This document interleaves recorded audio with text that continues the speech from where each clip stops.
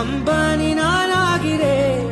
இந்த இன்ப மகாராஜ பெற்ற புது ரோஜா எலிசபெத் ராணியின் பேத்தியே.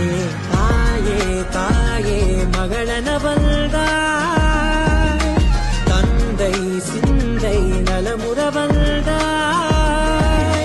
நீயே லோகம் என்று ஆனாய் பெண்ணே, என்னை ஆளும் தெய்வம் நீதான் கண்ணே. பெற்றது நானா இல்லை உன் மகனே நானம்மா. தாயே தாயே மகளனவள்தாய், தந்தை சிந்தை நலமுறவள்